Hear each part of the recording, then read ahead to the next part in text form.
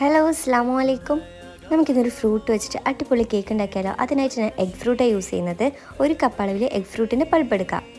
ഇനി dry ingredients അരിച്ചെടുക്കുക. അതിനായിട്ട് 1.5 cup അളവിൽ മൈദയും 1.5 ടീസ്പൂൺ അളവിൽ ബേക്കിംഗ് പൗഡറും 1/2 ടീസ്പൂൺ അളവിൽ ബേക്കിംഗ് സോഡയും ഒരു പിഞ്ച് ഉപ്പും കൂടി ഇട്ടിട്ട് നന്നായിട്ട് അരിച്ച് മാറ്റിയിട്ട് വെക്കുക. ഇനി ഡ്രൈ ആയിട്ടുള്ള ഒരു പാത്രത്തിലേക്ക് 4 മുട്ട ചേർത്ത് കൊടുക്കുക. ഇതിന് മധുരത്തിന് ആവശ്യത്തിന് 1/4 കപ്പ് അളവിൽ പഞ്ചസാരയും 1 ടീസ്പൂൺ വാനില എസൻസ് കൂടി വെച്ചിട്ട് മുട്ട നന്നായിട്ട് പതിഞ്ഞ് ഫ്ലഫി ആയിട്ട് വരുന്നവരെ ബീറ്റ് ചെയ്തിട്ടെടുക്കുക. ഞാൻ മെഷർമെൻറ്റ് ഫുള്ളും 250 ml കപ്പിലാണ് കേട്ടോ പറയുന്നത്. ഇനി മുട്ട നന്നായിട്ട് പതിഞ്ഞ് വന്നു കഴിഞ്ഞാൽ ഇതിലേക്ക് ഒരു 1/4 കപ്പ് അളവിൽ സൺഫ്ലവർ ഓയിലും നമ്മൾ അടിച്ചു വെച്ച പൾപ്പും കൂടി ചേർത്തിട്ട് നന്നായിട്ട് മിക്സ് ആക്കിയിട്ട് എടുക്കുക. അതിന് ബീറ്റർ ഒഴിവാക്കിയിട്ട് സ്പാച്ചുല വിസ്കോ എടുക്കുക. അതിന് നമ്മൾ അരിച്ച് മാറ്റി വെച്ച പൊടി കുറച്ചായി ചേർത്തിട്ട് പതിയെ മിക്സ് ആക്കിയിട്ട് എടുക്കുക. ഇനി ഇതിലേക്ക് ചോക്ലേറ്റോ നട്ട്സോ എന്താണെന്ന് വെച്ചാൽ നിങ്ങൾക്ക് ഇഷ്ടമുള്ള ചേർക്കുക.